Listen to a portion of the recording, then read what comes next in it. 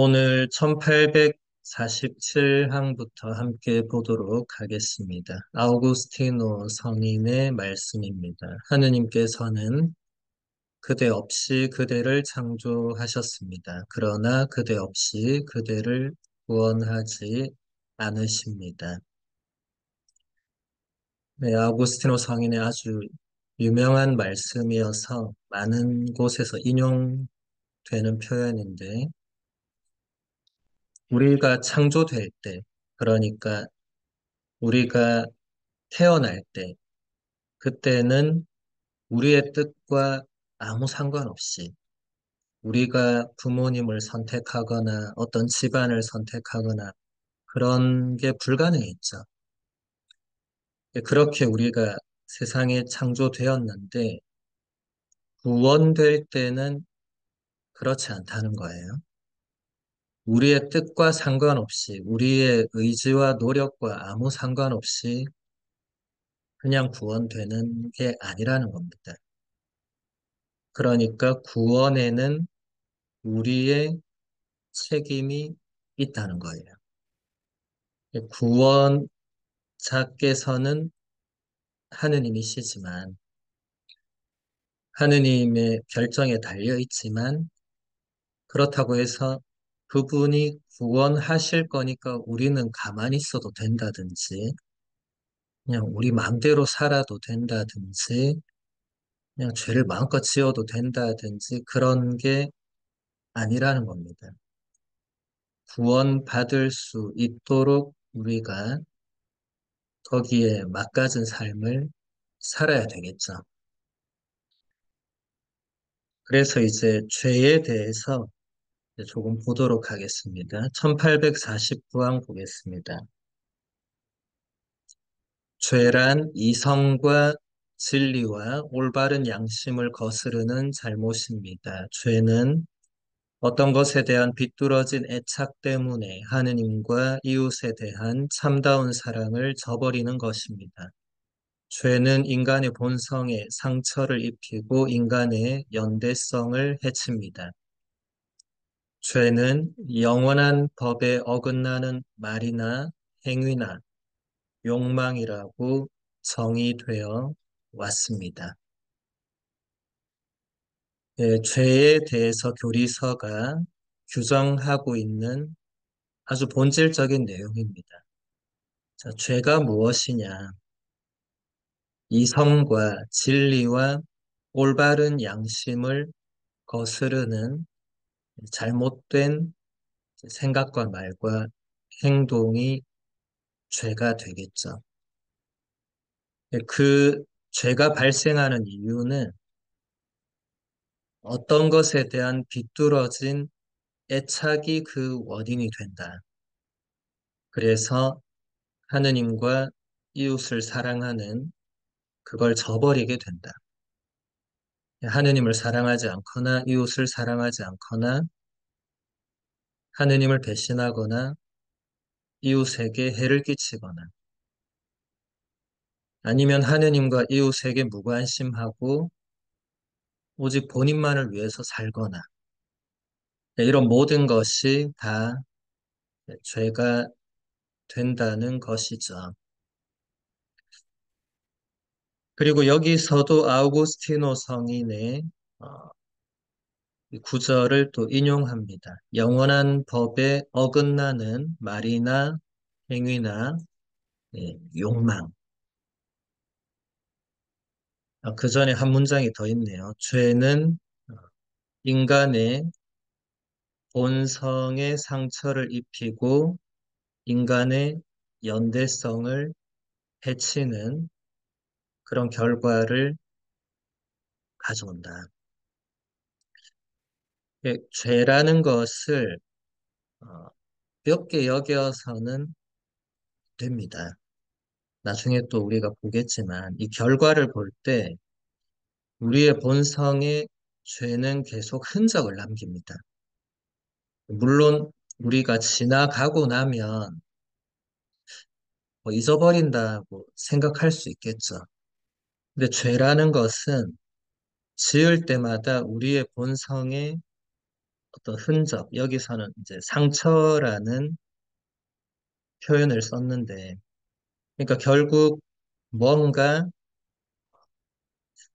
우리에게 계속 좋지 않은 뭔가를 남긴다는 거예요. 결과가 우리에게 영향을 준다는 거예요.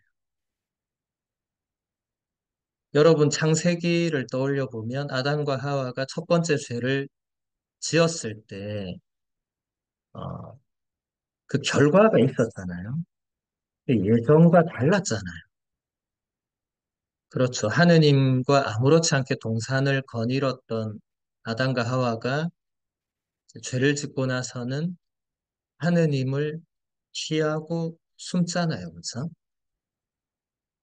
죄라는 것은 죄를 짓기 전과 이후가 달라집니다.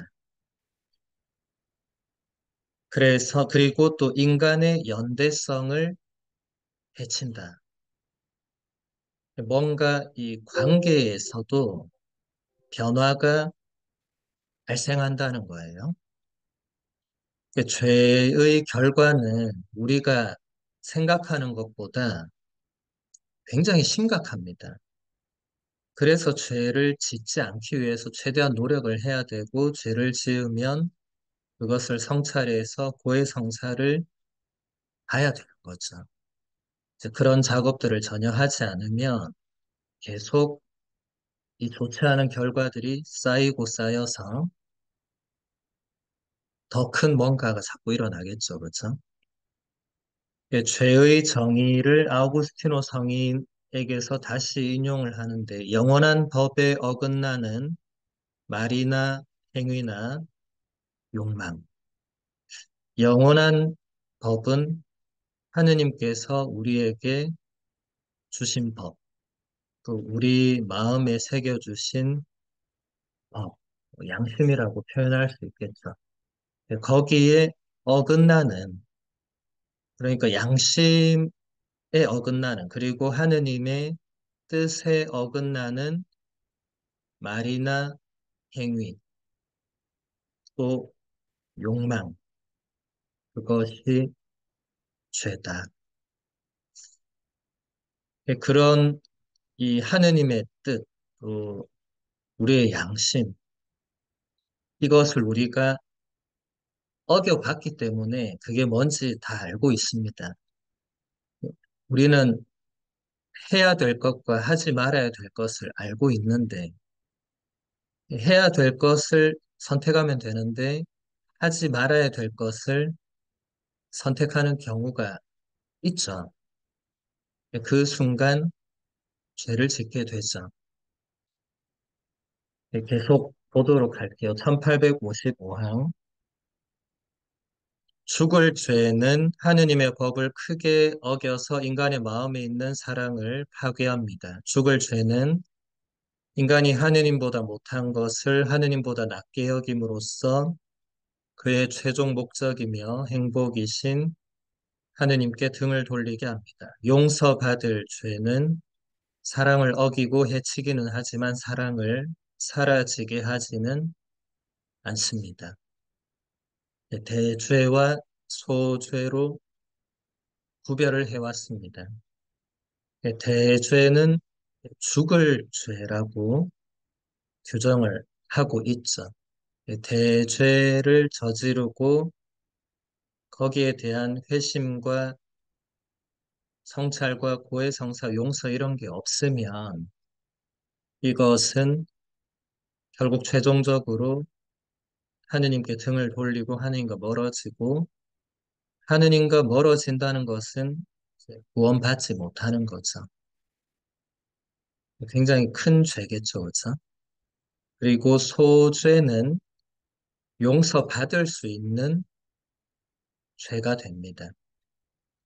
사랑을 어기고 해치기는 하지만 사랑을 완전히 사라지게 하지는 않는 것입니다. 예를 들어서 이제 살인을 뉴스에서 보면 살인하는 사람들이 나오죠, 그렇죠? 살인을 하는 것은 죽을 죄, 대죄가 되죠. 하느님의 법, 그 누군가를 사랑해야 되는데, 사랑하기는커녕 반대로 그 사람의 목숨을 사라지게 만든 거니까 이것은 그 사람과의 관계도 완전히 파괴됐지만 하느님과의 관계도 완전히 파괴된 거죠. 하느님께서 창조하신 그 생명을 내가 하느님의 뜻과 완전히 다르게 그것을 본인이 없애버린 거잖아요. 그러니까 그것은 굉장히 큰 죄죠. 죽을 죄, 용서받을 수 없는 죄가 됩니다. 소죄는 뭐 예를 들어서 또 거짓말을 했다. 거짓말도 죄입니다. 죄지만 그 사람이 거짓말을 하기까지의 그 동기를 보면 뭐 누군가를 죽이려고 거짓말 이런 거 말고 그냥 어, 여러 가지 요로 거짓말을 할 수 있죠. 근데 그것은 그 거짓말을 한 상대방이나 또 하느님께 대한 사랑을 사라지게 하지는 않죠. 하지만 거짓말도 계속하면 큰 문제가 커지겠죠. 그렇죠? 그래서 일단 대죄와 소죄로 구별을 할 수 있고 소죄는 우리가 날마다 하는 성찰과 또 미사 때 하는 성찰 그리고 미사 때 사제경을 사제가 이렇게 하면서 용서받습니다. 대죄는 일반적인 성찰과 회심과 사죄경으로는 이제 용서가 안 되고 이제 고해성사를 통해서 용서받을 수 있는데 또 고해성사를 통해서도 용서받을 수 없는 죄도 있고 이제 그것은 앞으로 또 배워보도록 하겠습니다. 1856항 보겠습니다. 토마스 아퀴나스 성인의 신학 대전을 그대로 인용하고 있습니다. 우리의 의지가 우리를 최종 목적을 향하도록 하는 사랑에 근본적으로 반대되는 것을 향해서 나아갈 때 죄는 하느님 모독이나 거짓 맹세와 같이 하느님께 대한 사랑을 어기는 것이거나 살인 혹은 간통같이 이웃에 대한 사랑을 어기는 것이거나 간에 그 대상 자체를 통해서 대죄가 됩니다. 반면에 우리의 의지가 쓸데없는 말이라든가 비웃음 따위와 같이 그 자체로 무질서를 내포하기는 하지만 그래도 하느님께 대한 사랑이나 이웃에 대한 사랑에 어긋나지는 않을 때 그런 죄는 소죄입니다. 토마스 아퀴나스 성인이 대죄와 소죄를 더 자세히 설명하고 있는데 대죄는 하느님께서 우리를 창조하시고 구원하시고 하는 이 큰 틀에서 볼 때 여기에 계속 반대되는 쪽으로 그러니까 하느님께서 원하시는 그런 삶의 방향과 계속 반대되는 쪽으로만 이제 나아가게 하는 그런 모든 것을 지금 토마스 성인은 그 대상 자체를 통해서 다 그것은 대죄가 된다. 그리고 소죄는 그 자체로 어떤 무질서가 그 안에 있지만 그래도 하느님 사랑과 이웃 사랑에 어긋나지는 않는 그런 것이 소죄가 된다. 근데 이게 여러분들이 지금 보고 듣기에 이게 쉽게 구분되는 게 아니죠.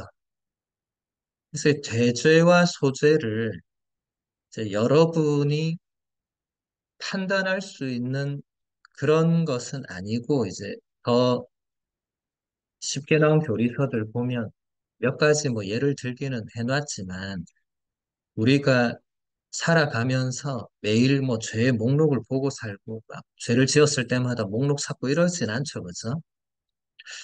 그러니까 가장 좋은 방법은 날마다 양심을 성찰하고 또 미사 때 양심을 성찰하고 또 정기적으로 고해성사를 드리는 게 가장 좋습니다. 또 꼭 고해성사가 아니라 하더라도 영적 지도자가 있는 경우에 그분과 얘기를 하면서 그러니까 상담이나 면담이 되겠죠. 꼭 뭐 상담 면담이 아니라도 자연스럽게 그 영적 지도자와 대화를 나누면서 그분이 식별할 수 있겠죠. 그래서 그래서 여러분들이 성찰을 하면서 이게 대죄인가 소죄인가 이렇게까지 매일 궁금해 하실 필요는 없습니다. 우리는 우리 스스로를 심판할 수가 없죠, 그죠? 우리의 심판관은 주님밖에 없잖아요. 우리는 다른 사람도 심판해서는 안 되고, 나 자신도 내 마음대로 심판해서는 안 되죠. 성찰하고 회심하고 하느님의 자비와 용서를 청하는 건 맞는데, 성찰하고 회심하고 내가 결정하고 내가 심판하는 것은 안 됩니다. 그것은 그 누구에게도 주어지지 않은 권한입니다. 그 다음 1863항 보겠습니다. 다시 아우구스티노 성인을 그대로 인용하고 있습니다. 인간은 육체를 지니고 사는 한 모든 죄를 적어도 가벼운 죄들을 피할 수 없습니다. 그러나 우리가 가볍다고 말하는 죄를 대수롭지 않게 생각하지 말기 바랍니다. 당신이 그 무게를 달 때에는 대수롭지 않다고 생각하더라도 그 수를 셀 때에는 두려움에 떨어야 합니다. 가벼운 물건이 많이 모이면 큰 덩어리가 되고 물방울이 많이 모이면 강을 채우고 나달이 많이 모이면 산더미가 됩니다. 그때 우리의 희망은 무엇입니까? 그것은 무엇보다도 고백입니다.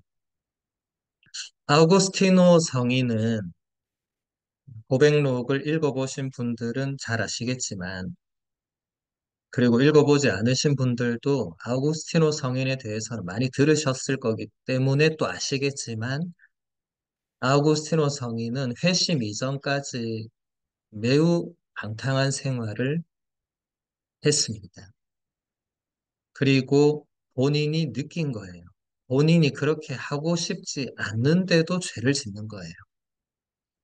여러분, 로마서 6장에서 사도 바오로가 자세하게 그 묘사했던 그 부분을 떠올려 보시면 뭐 누구나 다 마찬가지지만 죄를 일부러 짓고 싶어서 짓는 사람은 거의 없습니다. 이제 그런 사람들은 이제 정상적인 사람이 아니죠.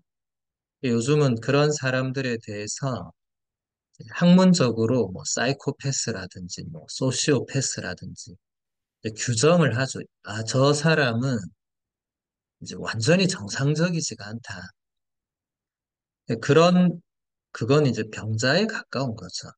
근데 일반적으로는 우리가 일반적으로 생각할 때 내가 죄를 지어야 되겠다. 의도적으로. 그런 사람은 거의 없을 것이고 죄를 짓지 않으려고 하는데 내가 결국 유혹에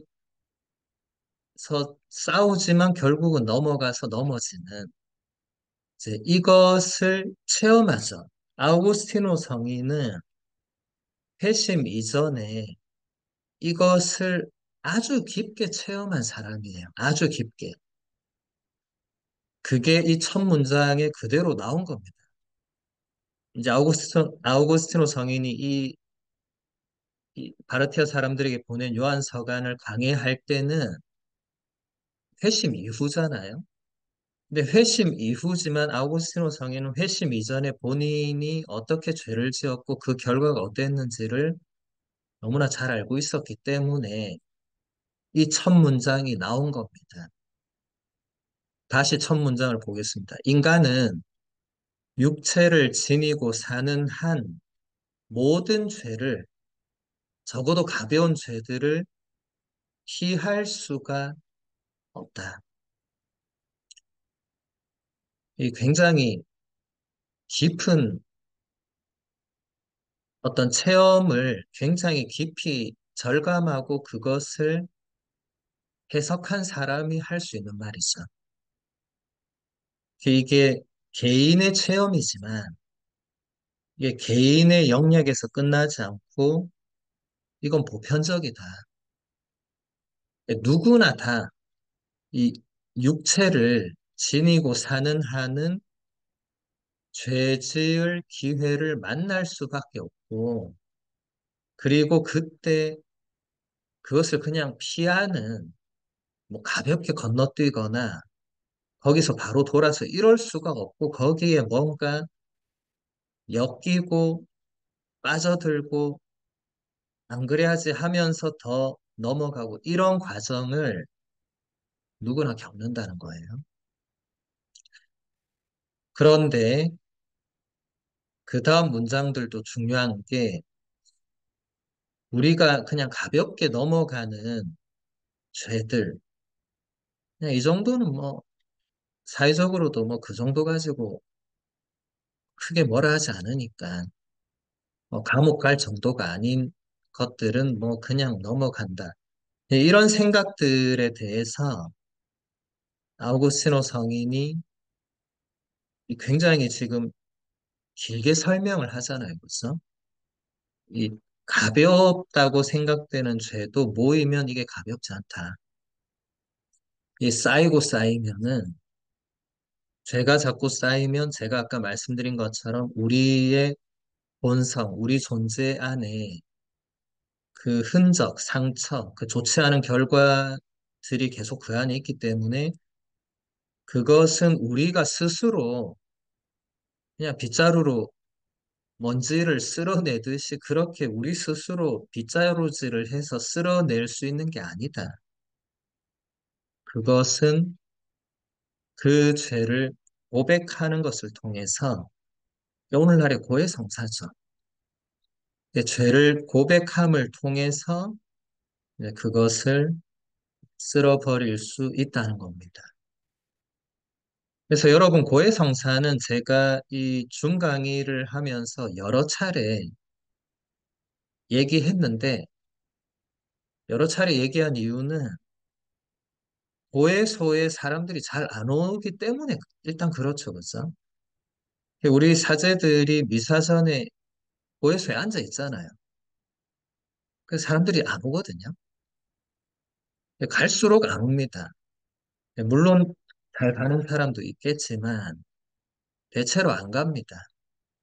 그럼 고해소 안 가는 동안 그럼 사람들이 정말 깨끗하게 사느냐? 아니겠죠. 물론 아니라고 단정할 수는 없지만은 가벼운 죄들을 짓고 사는데 그냥 넘어가고 넘어가고 이게 그런데 넘어가다 몇 달이 그냥 훅 지나가죠. 그죠? 교회가 항공성사라는 것을 의무적으로 해놓은 것은 그것을 막기 위한 건데 이게 또 역으로 이제 많은 사람들이 항공 때만 가면 된다 또 이렇게 받아들이는 경우가 있는데 그것도 사실 좋은 자세는 아닙니다. 그러면 부활판공과 성탄판공 사이에 적어도 약 7, 8개월의 기간 동안 죄가 쌓이고 쌓이는데 그거 놔뒀다가 또 어떤 때는 판공도 건너뛰잖아요. 그러면 이제 그게 1년이 되고 2년이 되고 그렇게 되겠죠. 그렇게 그냥 쌓아놓고 사는 게 좋은 것이냐? 좋지 않죠. 그래서 고해성사는 정기적인 게 가장 좋습니다. 돌아가신 프란치스코 교황님은 한 달에 한 번 고해성사를 보셨죠. 그래서 여러분들도 꼭 한 달에 한 번이라고 이제 본인이 정하면 되는데, 이제 판공은 1년에 두 번이잖아요. 12달에 두 번이잖아요. 그럼 나머지 달 동안에 죄를 안 짓고 아무리 살려고 노력해도 죄를 지을 건데, 그러니까 여러분이 생각할 때 이 정도 한 달에 한 번 혹은 두 달에 한 번 혹은 세 달에 한 번, 이제 네 달 그 이후로 넘어가면 그건 거의 뭐 판공 그 기간하고 맞먹죠. 왜냐하면 성탄 판공 이후에 부활 판공 그 사이가 한 3개월에서 4개월 그 정도니까. 그래서 또 어떤 교구는 여름에 또 판공을 하는 경우도 있죠. 왜냐하면 그 사이에 사람들이 너무 고해성사를 안 하니까. 이렇게 꼭 의무를 지우고 그렇게 해서 해야 되는 그거는 사실 좋은 방법은 아니죠. 너무 안 하니까 그렇게 하는 건데 우리가 다 어른들이고 스스로가 선택하고 결정할 자유가 있는데 자꾸 이건 의무다 이렇게 하는 것은 좋지 않죠. 그래서 여러분들이 고해성사를 무조건 피하고 무조건 지나가고 그냥 판공만 오면 쌓아뒀다가 판공 때 이거 말해야지 하고 노트에 열심히 적고 이제 이런 것보다는 여러분들이 좀 정기적으로 제가 볼 때는 두세 달에 한 번 정도 일반 신자들은 그렇게 하시는 게 좋지 않은가. 그리고 꼭 고해성사가 좀 부담스러우면 제가 아까 말씀드린 것처럼 영적 지도자가 있을 때 이제 그분과 한 번씩 이제 영성 상담을 하면 되죠. 자기 내면의 어떤 그런 그동안의 여정을 자연스럽게 얘기하다 보면 고백할 수밖에 없게 되는, 네. 그래서 면담 성사도 다 그렇게 되죠. 면담하다 보면 그게 결국 성사로 이어지게 되니까 그렇게 되죠. 오늘날 지금 우리 가톨릭 교회가 외적으로 또 위기가 분명히 오고 있죠. 그죠? 사제 수도자 신학생 수가 급감하고 주일미사 참례자 수도 급감하고 냉담자 수는 급증하고 이건 외적인 위기고 내적인 위기가 저는 더 심각하다고 생각하는데 이 내적인 위기는 바로 이런 부분들을 신자들이 잘 모르거나 알아도 대수롭지 않게 여기는 거예요. 그냥 주일 미사 열심히 가면 되는 거 아니야? 이렇게 생각하는 거예요. 그건 내적인 위기가 되겠죠. 위기라는 게 드러나는 것보다 안 드러나 있는 게 더 위험한 요소일 때가 많습니다. 저는 지금 우리 교회도 그렇다고 생각되는데, 이런 기본적인 것들, 본질적인 것들에 충실한 것이 위기를 극복하는 첫 번째 길이 되겠죠. 1866항 보겠습니다.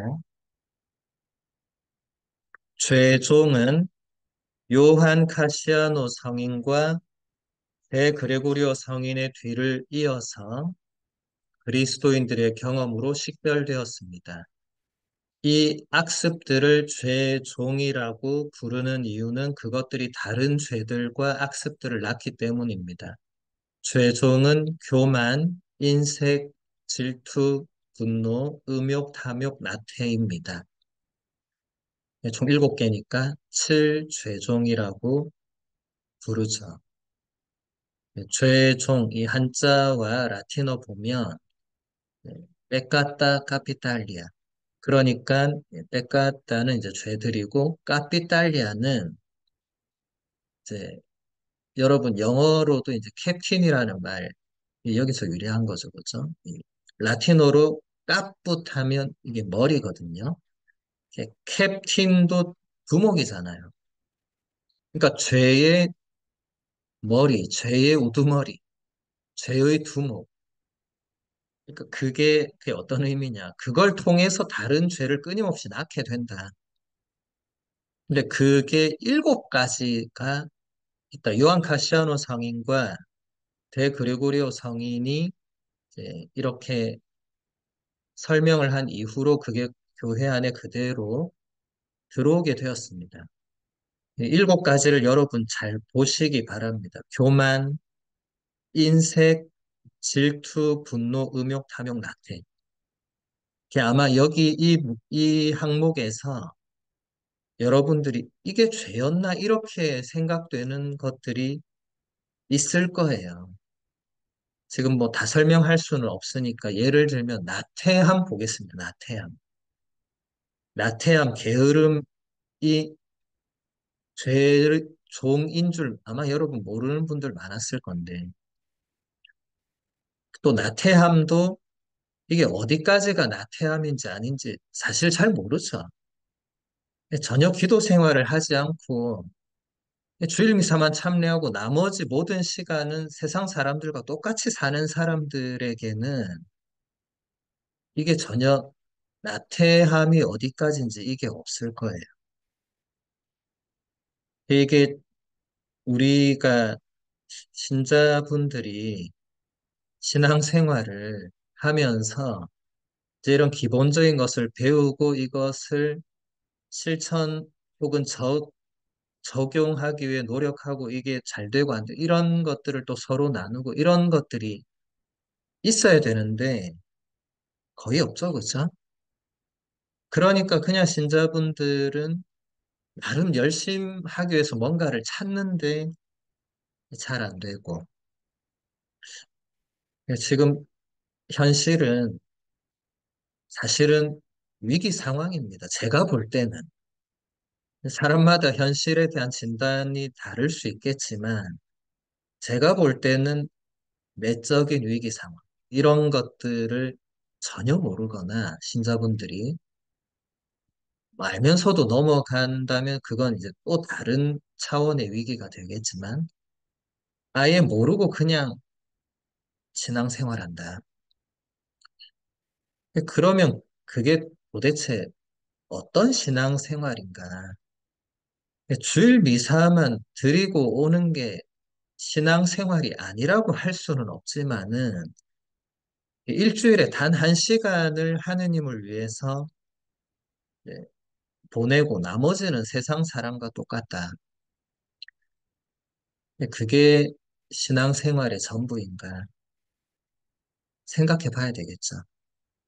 이제 그런 분들에게는 나태함이 죄가 될 수가 없겠죠. 왜냐하면 나태한 건 내 개인 생활을, 내 시간을 내가 뭐 잠잘 수도 있고 안 잘 수도 있고 이제 이런 쪽으로 분명히 나아갈 것이기 때문에 그것은 죄의 가장 근본이 근원이 된다고 설명해도 못 알아듣겠죠.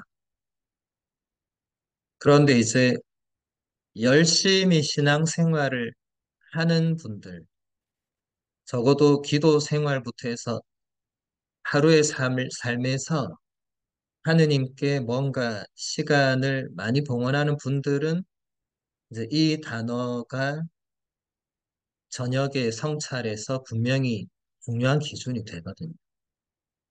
왜냐하면 이제 하루를 돌아볼 때 내가 오늘 하느님께 봉헌하기로 혹은 해왔던 그 기도나 미사나 영적 독서나 성경 읽는 거나 뭐 이런 여러 하느님과의 시간을 내가 소홀히 했을 때 혹은 빼먹었을 때 혹은 건너뛰었을 때 그 원인을 살펴보면 그 원인이 이 나태함, 게으름 이런 것을 조금 다르게 표현하면 영적 게으름, 영적 나태함 이런 표현을 쓰기도 합니다. 왜냐하면 일반적인 게으름과 일반적인 나태함과는 다른 거거든요. 근데 이 영적 게으름, 영적 나태함이 죄종에 들어간다. 우리는 그냥 내가 오늘 또 나태했구나라고 건너뛰지만 그 나태함이 다른 죄를 낳고, 또 여기서 잘 보시면 다른 죄들만 낳는 게 아니라 악습들을 낳는다. 나태함이 쌓이고 쌓이면은 죄로만 가는 게 아니라 그 또한 좋지 않은 습관이 된다. 그래서 여러분 아침 기도, 저녁 기도를 분명히 예비자 교리할 때 분명히 다 가르쳐 주고 그렇게 하라고 하고 같이 하고 할 건데 세례받고 나면 잘 안 하거든요. 제가 이렇게 여러 본당 강의들 가서 한 번씩 그냥 물어봐요. 아침 기도 매일 하는 분 손 들어 보세요. 저녁 기도 같이 손 들어 보세요 하면 손을 거의 안 듭니다. 물론 당연히 하고 있어서 손 안 드는 분도 계시겠지만 강의 끝나고 나서 도망가기 무서운 분들을 보면 아예 이제 안 하는 거거든요. 왜 그렇게 되었을까? 뭐 예비자 때도 안 했다면 할 말이 없고 예비자 때 이런 걸 안 가르쳐 줬다면 또 할 말이 없고 그것은 그분들의 책임은 없겠지만 근데 그런 예비자 교리는 거의 있을 수 없고 그렇게 예비자 교리하는 본당이 있다면 그건 상당히 심각한 거고 기본기를 가르쳐 줬는데 기본기를 세례 이후에 하지 않는 것 이게 계속 쌓이면은 결국은 죄가 되고 악습이 되는데 단순히 그냥 그게 쌓이는 게 아니라 여기 지금 교회가 가르치고 있는 이 7가지 죄종이 그 안에서 자라나기 때문에 그렇습니다. 이 기본적인 것을 못 배운 상태에서 이제 이런 것들이 죄종인지도 모르고 그냥 넘어가면 이게 결국은 쌓이고 커지고 그러다가 이제 돌아올 수 없는 지경으로 가는 거죠. 그래서 여러분들 오늘 강의 이후로 이 7가지를 여러분들 노트에 잘 적어 놓으시고 양심 성찰할 때 여기서 걸리는 게 있나 없나를 잘 보시면 도움이 크게 될 것입니다. 그날 하루를 돌아봤을 때 여기에서 뭐가 걸렸는가, 나의 생각과 말과 행동이 이 7개 중에 어디에 걸렸는가, 하나, 둘 찾아보는 거예요. 그냥 성찰하면 또 막연하잖아요. 근데 이렇게 기준이 있으면 거기에 놓고 보면 되잖아요. 내가 오늘 교만한 생각을 하진 않았나? 아, 저 사람보다 내가 낫다. 이런 생각을 하진 않았나? 내가 오늘 인색하지 않았나? 이렇게 돌아보면 이제 걸리는 게 분명해지거나 뭐 없으면 없는 거고.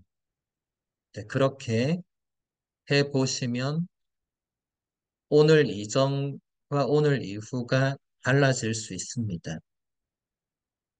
1900강 보겠습니다. 로마의 성 클레멘스 교황님이 정치적 권력자들을 위해서 지은 교회에서 가장 오래된 기도문은 다음과 같습니다. 주님, 그들에게 건강과 평화와 화합과 안정을 주시어 주님께서 그들에게 맡겨주신 통치권을 손상됨 없이 행사하도록 하소서. 하늘에 계신 만대 왕이시며 주인이신 주님께서 인간의 자녀들에게 영광과 명예와 땅에 있는 것들을 다스릴 권한을 주셨습니다. 주님, 그들의 사고력을 선한 것과 주님께서 보시기에 좋은 것에 따라 지도하시어 그들이 주님께 받은 권한을 평화와 반용 속에서 경건한 마음으로 행사하여 주님의 인자하심을 깨닫게 해 주소서. 예, 클레멘스 성인이 코린토인들에게 보낸 편지를 적었을 때 그때는 1세기 말이었거든요. 여러분 1세기 말 하면 지금 감이 잘 안 오죠? 90년, 100년 그때입니다. 사도 요한이 복음서, 편지, 묵시록 쓸 때입니다. 신약 성경이 기록되고 있을 때 클레멘스 성인이 이 편지를 쓴 거예요. 지금으로 따지면은 거의 1900년 전이죠. 그렇죠? 1900년 전에 클레멘스 성인이 그 시대 정치 권력자들을 위해서 이런 기도를 바쳤다는 거예요. 그래서 제가 이 강의록에도 가져왔는데, 여기서 보시면 중요한 것은 왕이며 참된 주인은 하느님 한 분이죠. 그렇죠? 그런데 그 주님께서 우리 인간에게 어떤 권한을 주셨고, 그게 특별히 이제 그 정치 권력을 가진 그 사람들에게 그런 권한을 주셨다. 그때나 지금이나 정치 권력자들은 본인이 잘나서 그런 권력을 가지지 않았다는 걸 알아야 됩니다. 그걸 모르면 결국 끝이 안 좋게 되어 있습니다. 모든 권력, 참된 권력은 권한은 하느님으로부터 나오는 거죠. 그게 본인에게서 나오는 게 아닙니다. 본인이 잘나서 뽑힌 게 아니죠. 여러분, 다윗 임금을 생각해 보세요. 다윗 임금은 이스라엘 역사에서 가장 위대한 임금이잖아요. 그런데 다윗이 임금으로 뽑힐 때 능력이 탁월하거나 뭐 힘이 장사거나 그래서 뽑힌 거 아니죠. 여러분, 다윗이 뽑힐 때 그냥 양을 치던 미소년이었잖아요. 무슨 힘도 없고. 그런데 그 다윗이 골리앗을 이기잖아요. 근데 그게 다윗의 능력으로 된 겁니까? 아니죠. 하느님께서 그렇게 할 수 있도록 힘과 능력을 주시는 거죠. 이건 굉장히 중요한 겁니다.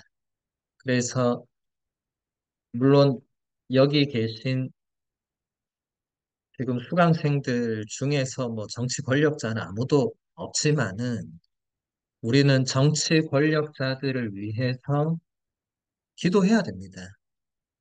왜냐하면 그들이 어떻게 하느냐에 따라서 세상에 평화가 오거나 세상이 엉망이 되거나 지금 다 보고 있잖아요, 여러분들이. 세상에 끊임없이 지금 전쟁이 일어나는 것은 정치 권력자들이 그 전쟁을 결정하잖아요. 그들이 그런 잘못된 결정을 하지 않을 수 있도록 우리가 기도해야 되겠죠. 욕만 할 게 아니고 기도를 해야 됩니다. 인간적으로는 욕도 하겠지만 우리는 신앙인이고 하느님의 자녀니까 정치 권력자들을 위해서 싫든 좋든 기도를 해야 됩니다.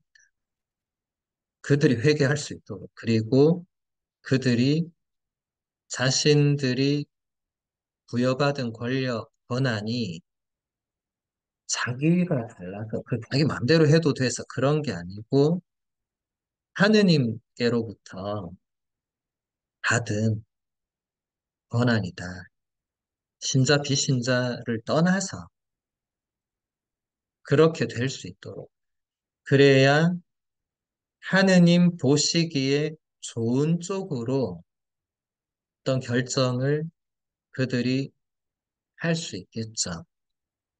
그게 온 국가에 영향을 미치고 전 세계 평화에도 영향을 미치겠죠. 1934항 보겠습니다. 오직 한 분이신 하느님을 닮은 모습으로 창조되었고 동일한 이성적 영혼을 지닌 모든 사람은 같은 본성과 같은 근원을 가지고 있습니다. 그리스도의 희생으로 구원된 모든 사람은 똑같이 하느님의 행복에 참여하도록 부름받았습니다. 그러므로 모든 사람은 동등한 존엄성을 누립니다.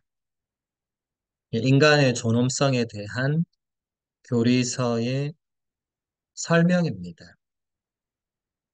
우리는 모두 다, 뭐, 인종, 뭐 이런 국적 이런 걸 떠나서 모든 인간은 뭔가 장애를 지니고 안 지니고 이런 모든 걸 떠나서 모든 인간은 하느님을 닮은 모습으로 창조되었고 이성적 영혼을 지니고 있습니다. 그러니까 같은 인간 본성과 같은 하느님으로부터 나온 그 근원을 가지고 있습니다. 그리고 예수 그리스도께서는 십자가의 희생으로 온 인류를 구원하셨죠. 그렇죠? 여기서 온 인류라는 거는 시대 아담으로부터 시작해서 마지막 끝까지 아직 태어나지 않은 사람들, 태어날 사람들, 그러니까 모든 세기를 초월한 모든 사람을 말하죠. 그 모두는 하느님의 행복에 참여하도록 부르심을 받았죠. 그래서 모든 사람은 동등한 존엄성을 누리고 그것을 국가는 보장해야 되고 우리 개개인은 그것을 지켜줘야 되고 서로 서로에 대해서 우리는 하느님의 행복에 참여하는 것이 우리의 최종 목표가 되겠죠. 행복을 싫어하는 사람은 없을 것이고 행복하길 싫어하는 사람은 문제가 있는 사람입니다. 대부분의 사람들은 행복하기를 원하죠. 그렇죠? 그래서 이 교부들은 행복하기를 원하는 그 마음, 그게 이제 하느님께서 우리 안에 심어 놓으신 그 하늘나라를 향한 갈망, 그리고 그게 하느님을 닮은 모습의 하나이고, 그게 하늘나라에서 누릴 행복을 미리 맛보게 해주는 성인 성녀들이 그것을 우리에게 잘 보여줬다고 교회가 설명을 합니다. 행복은, 참된 행복은 하느님 없이는 누릴 수 없는 것입니다. 하느님 없이 행복하다. 그러면 그 사람은 하느님을 모르고, 그리고 그 행복이 하느님으로부터 오는 것을 모르고 있을 수 있는 거죠. 비신자들, 무신론자들은 하느님을 모르거나 하느님을 거부하거나 그냥 살아가기 때문에 본인이 행복하면 본인이 노력해서 행복을 얻었다고 생각하겠지만 이 행복의 근원은 하느님께 있습니다. 하느님께서 우리가 행복을 느낄 수 있도록, 우리가 서로 행복할 수 있도록 그렇게 만들어 주신 거잖아요. 그렇게 해서 행복을 느낄 수도 있고 또 반대로 불행에 빠질 수도 있죠. 죄를 짓고 자꾸 그쪽으로 악습을 쌓고 그렇게 그쪽으로 나아가면 이제 불행에 빠질 수밖에 없는 거죠. 근데 하느님의 뜻대로 살려고 애를 쓰고 하느님께서 주신 사람들을 사랑하려고 노력하고 또그 사랑 안에서 사랑을 주고받고 느끼고 하느님의 사랑을 깨닫고 하면서 행복할 때 그때 참된 행복을 맛보는 거죠. 지상에서는 참된 행복을 완전히 누릴 수는 없고 맛보는 겁니다. 완전한 행복, 참된 행복은 우리가 하느님 나라에서 하느님과 함께 누리는 거죠. 그 다음 1937장 보겠습니다. 하느님께서 시에나의 성녀 카타리나에게 하신 말씀입니다. 나는 모든 덕을 각자에게 똑같이 주지 않는다. 나는 여러 가지 덕을 어떤 것은 이 사람에게 또 어떤 것은 저 사람에게 나누어 준다. 이 사람에게는 특별히 사랑을 주고 저 사람에게는 정의를 또 저 사람에게는 겸손을 또 다른 사람에게는 생동하는 믿음을 주겠다. 이처럼 나는 많은 은사와 은총, 그리고 영신적, 육체적 은총들을 균등하게 분배하지는 않았다. 계속 뒤이어 보겠습니다. 나는 각자가 필요한 것들을 모두 가지기를 원하지 않았다. 그것은 사람들이 어쩔 수 없이 서로 사랑을 실천할 기회를 가지도록 하기 위해서였다. 나는 그들이 서로 도움을 주고받을 필요성을 느껴 나에게서 받은 은총과 선물을 나누어 주는 나의 봉사자가 되기를 원했다. 예, 이 하느님의 이 말씀은 굉장히 중요한 것을 우리에게 가르쳐 주고 있는데, 우리가 아까 봤던 본성은 있습니다. 존엄성도 같습니다. 그런데 이제 우리가 하느님으로부터 받는 어떤 덕이나 은사, 은총은 서로 다르다는 거예요. 그리고 그 이유가 서로 다른 것을 받음으로써 서로 도움을 주고받을 필요성을 느껴서 그렇게 해서 서로가 받은 은총과 선물을 서로에게 나누어 줄 수 있도록. 여러분, 이거 지금 굉장히 중요한 내용입니다. 여러분, 아까 7죄종에서 질투라는 항목이 있었죠, 그렇죠? 우리 이 신앙생활을 하면서도 누군가가 받은 좋은 은사를 보고, 달란트를 보고, 시기 질투할 수 있는 거죠.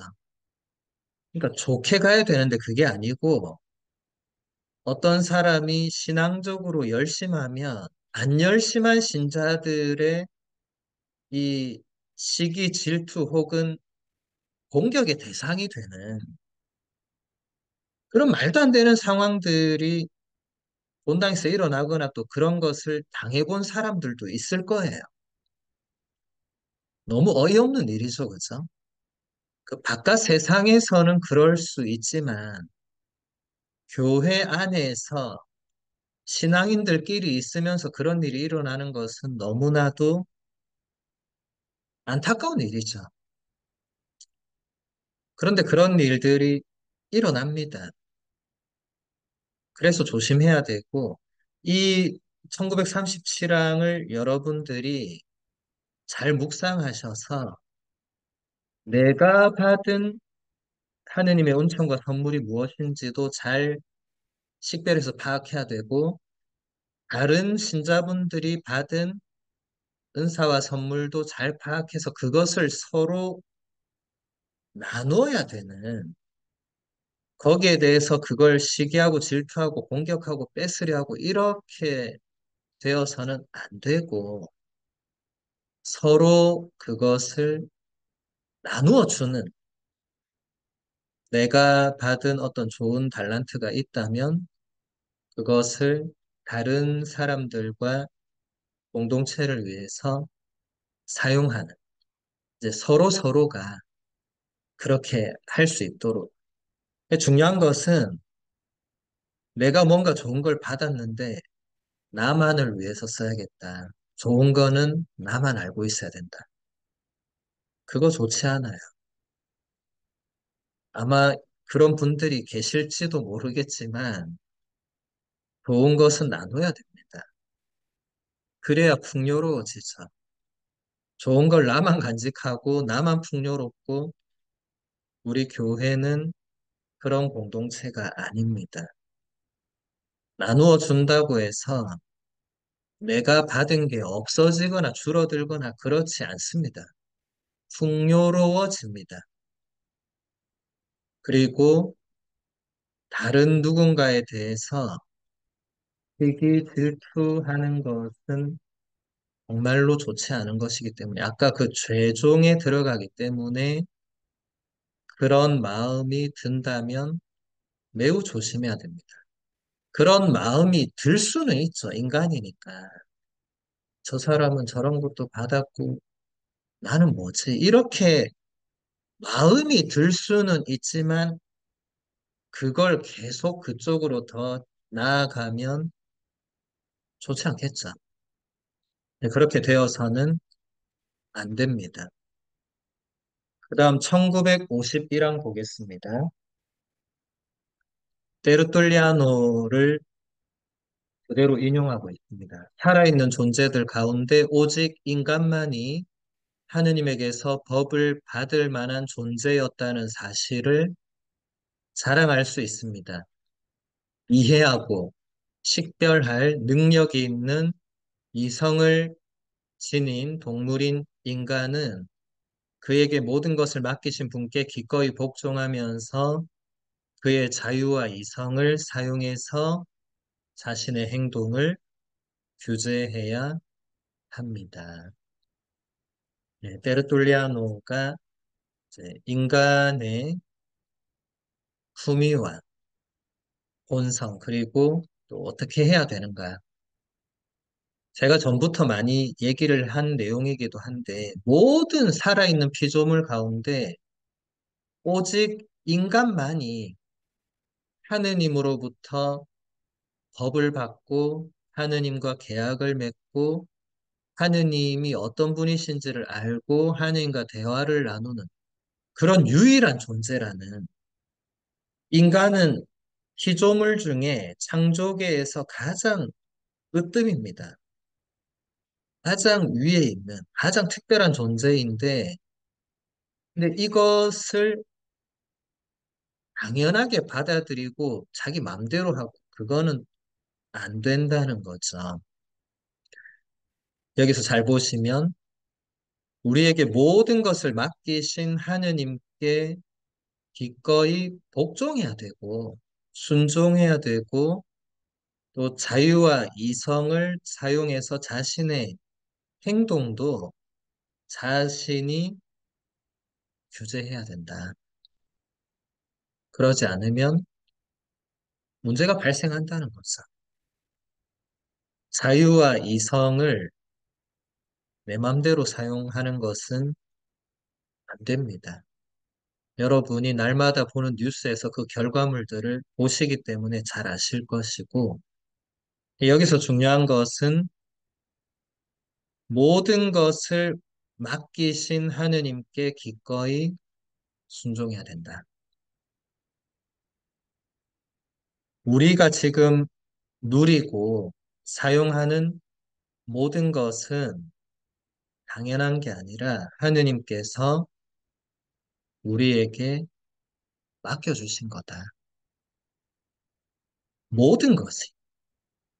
나의 건강, 나의 가족, 나의 재산, 나의 지위, 그 모든 것은 하느님께서 나에게 맡겨주신 거다. 그래서 우리는 하느님께 기꺼이 순종해야 된다. 여러분, 순종, 복종 이런 단어가 좋은 어감이 아니죠. 그런데 하느님께는 순종, 복종을 기꺼이 자진해서 기쁜 마음으로 해야 된다. 하느님께는. 왜냐하면 그분이 나에게 모든 것을 주셨으니까 기꺼이 그분을 나의 주님으로, 나의 주인으로 모시고 섬기고 해야 되겠죠. 그게 당연한 거 아닙니까? 내가 내 마음대로 내 인생을 사는 게 당연한 겁니까? 아닙니다. 신앙인은 그게 당연한 게 아니라 나에게 이 모든 것을 맡겨주신 하느님께 기꺼이 순종하는 게 당연한 겁니다. 완전히 다르죠. 비신자 무신론자와 우리는 근본적으로 완전히 다릅니다. 그 다음 1955항 보겠습니다. 자연법은 하느님께서 우리 안에 넣어주신 지성의 빛 외에 다른 것이 아닙니다. 우리는 이 빛을 통해서 해야 할 것과 피해야 할 것을 인식합니다. 이 빛, 곧 이 법은 하느님께서 창조 때 인간에게 주신 것입니다.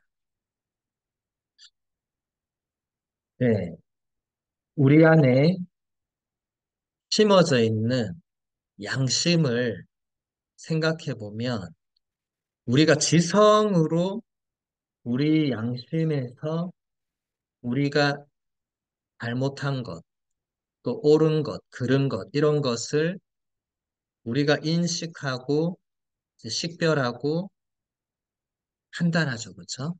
이것은 하느님께서 창조 때 우리 안에 심어 놓은 것이다. 토마스 아퀴나스 성인이 이제 십계명을 설명하면서 자연법을 가르쳐 주고 있죠. 말 그대로 그것은 누가 노력해서 알게 된 것이 아니고 하느님께서 우리 안에 인간을 창조하실 때 모든 인간 안에 그것을 심어 넣어 주신 것이다. 그대로 따르면 되겠죠, 그렇죠? 우리는 우리 내면에서 이것을 하면 안 된다고 우리 내면에서 뭔가 올라올 때 그걸 안 하면 됩니다. 피하면 되고. 이것을 해야 된다고 알고 있는 것을 하면 됩니다. 예를 들어서, 기도를 해야 되겠다. 하면 됩니다. 근데 기도를 해야 되겠다 하는데 또 한쪽에서 너 오늘 하루는 좀 쉬어도 돼. 이런 게 올라올 수 있잖아요. 무시하면 됩니다. 기도하면 되는 거죠. 이렇게 말로 할 땐 단순하죠.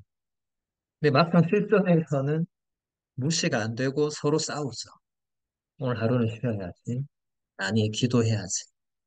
오늘은 미사를 가야지. 아니, 오늘은 비도 오니까 다칠 수 있으니까 안 가야지. 계속 싸우죠, 그죠? 그래서 그 싸움을 이겨내고 극복하고 하느님 뜻대로 순종하는 그게 우리 신앙인의 가장 올바른 자세가 되겠죠. 1966강 보겠습니다. 마테오 성인의 복음에서 읽게 되는 우리 주님께서 설파하신 산상설교를 경건한 마음과 통찰력으로 묵상하기를 원하는 사람은 틀림없이 그리스도인 생활의 대헌장을 거기에서 찾을 수 있을 것입니다. 이 설교에는 그리스도인의 삶을 지도하기에 적합한 규범이 모두 들어 있습니다. 아우구스티노 성인의 산상설교 해설의 한 부분을 도리서가 그대로 인용하고 있습니다. 산상설교는 예수님께서 산에서 사람들에게 이렇게 설교하신 걸 모아놓은 마태복음 5장에서 7장에 나오는 그 내용들을 말하는데 아우구스티노 성인이 그것을 그리스도인 생활의 대헌장이라고 표현을 했어요. 그 무슨 말이죠? 신자라면, 가톨릭교회 신자라면 마테오 복음서 5장, 6장, 7장에 나오는 그 예수님 말씀과 가르침을 가장 근본적으로 헌법처럼 그렇게 삼아서 살아야 된다. 그 말이겠죠. 아구스티노 성인이 이렇게 말합니다. 그 설교에는 그리스도인의 삶을 지도하기에 적합한 규범이 모두 들어있다. 여러분, 우리 수강생 중에는 마테오 복음서를 한 번도 안 읽어본 분도 계실 거예요. 근데 마테오 복음서를 한 번도 읽어보고 안 읽어보고가 중요한 게 아니고 이제 오늘 이후부터는 적어도 마테오복음서 5장, 6장, 7장 이 3장에 나오는 그 예수님의 그 말씀과 그 가르침을 잘 읽어보고 거기에 모든 규범이 있다는 거예요. 그 안에 내가 그리스도인으로서 어떻게 살아야 되는가가 다 있다. 예, 오늘 강의와 나눔 후에 빠른 시간 내에 마태복음 5장, 6장, 7장을 천천히 이렇게 읽으시면서 거기서 정말 이게 지금 나에게 꼭 필요한 규범이구나 이런 것을 밑줄 치고 여러분 노트에 적고 앞으로 삶에 적용할 수 있도록 그리고 여러분 주위의 예비자나 또 신영세자나 또 뭐 열심한 신자라도 이런 걸 모르고 있을 수 있으니까 가르쳐 주시면 좋겠습니다. 그러지 않고 또 그냥 넘어가면 또 그냥 끝나는 거죠. 다음 주에는 또 다른 내용으로 강의가 이어질 거니까 그냥 넘어가지 마시고 꼭 그리스도인 삶의 대헌장을 한 번은 읽고 거기서 나에게 꼭 필요한 규범을 잘 찾아서 삶에 적용시킬 수 있도록 하시면 좋겠습니다. 1974항 볼게요.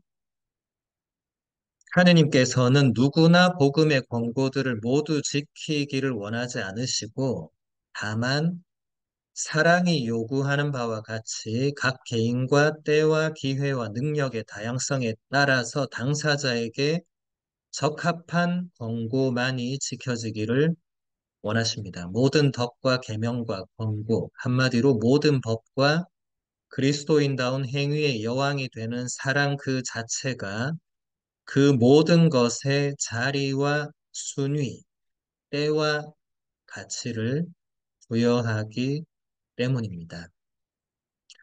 프란치스코 살레시오 성인의 가르침을 그대로 인용하고 있습니다. 여기도 잘 보시면 중요한 것이 복음에 나오는 예수님의 그 말씀과 가르침이 굉장히 많죠. 한두 가지가 아닙니다. 아까 말씀드린 그 산상설교 안에도 보면 굉장히 많은데 모든 것을 다 지켜라. 그게 아니고 우리 각자가 처해 있는 상황, 내가 지금 처해 있는 때와 또 나에게 주어지는 기회, 하나님께서 나에게 주신 능력, 이런 게 지금 다 다양하단 말이죠. 그렇죠? 그래서 적합한 권고를 지켜야 된다. 예를 들어서 하늘나라를 위해서 독신으로 살아야 된다. 근데 이미 지금 수강하시는 많은 분들은 이미 다 가정 생활을 하고 있는데 하늘나라를 위해서 독신으로 살아야 된다. 거기에 꽂혀가지고 바로 이혼하고 자녀들을 다 내보내. 이런 게 아니라는 거예요. 적합한 권고를 찾아야 된다는 거예요.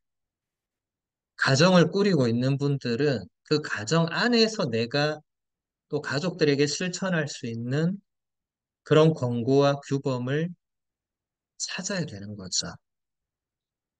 지금 나에게 주어져 있는 기회와 때와 능력의 범위를 벗어나서 뭔가를 지키고 그런 게 아니다.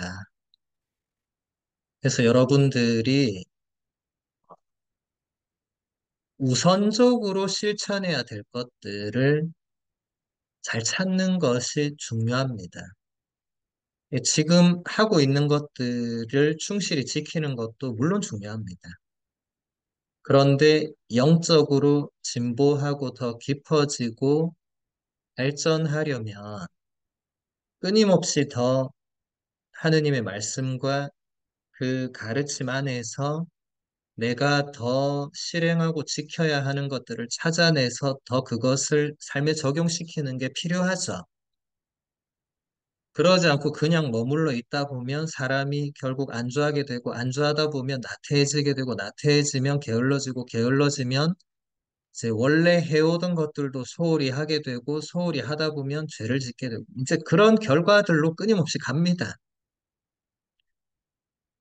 그래서 우리가 여기 지금 나오는 이 교리서 지금 강의록에 나오는 이런 내용들 하나하나가 우리에게 중요한 가르침이 됩니다.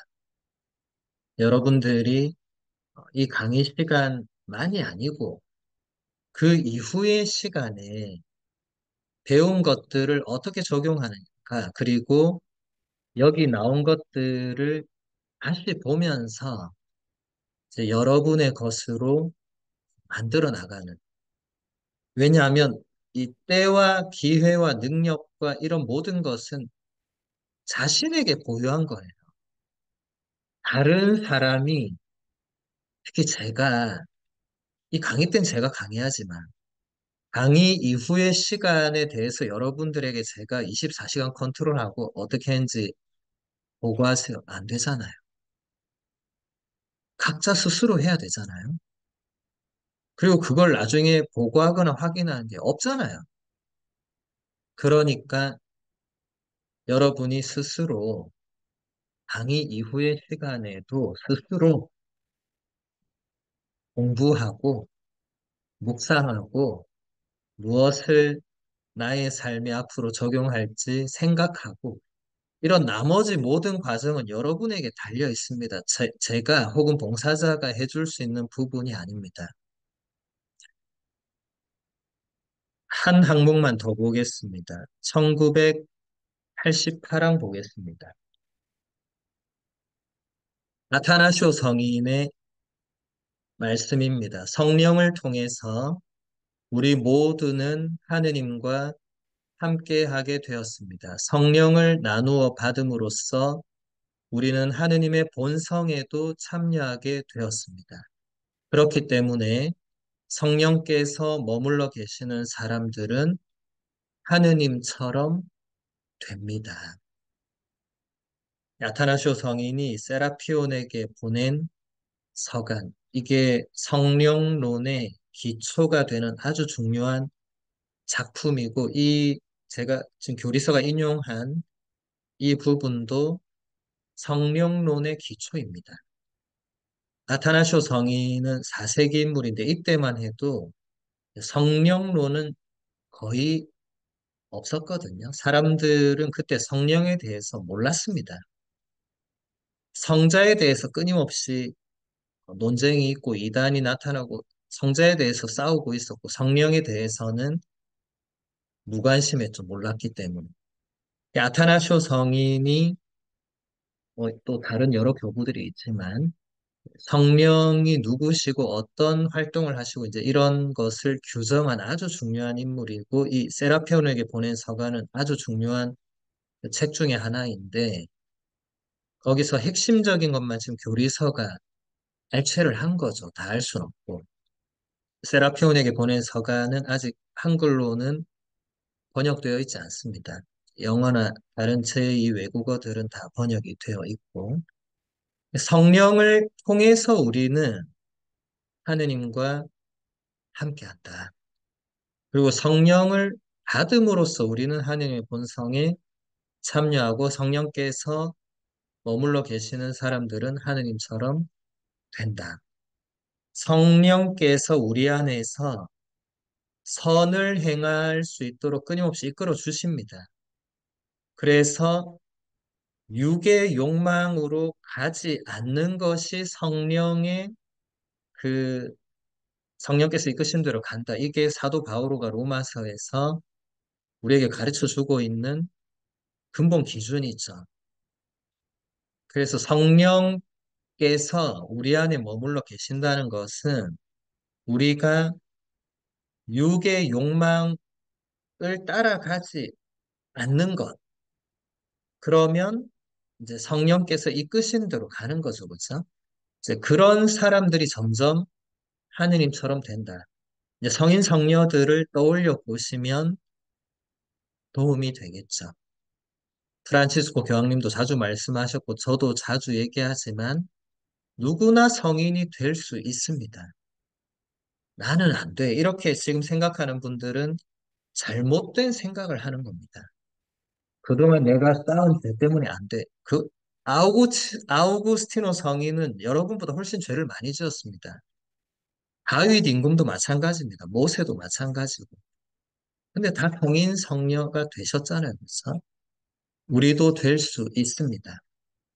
성령께서 이끄시는 대로 우리 내면에서 양심의 소리에 귀를 기울이고 육의 욕망에 자꾸 대항하고 그쪽으로 빠지지 않으려고 노력하면 됩니다. 노력도 쌓이고 쌓이면 좋은 결과를 가지고 옵니다. 그래서 그런 여러분들이 되시기를 바라면서 오늘 강의를 마무리하도록 하겠습니다.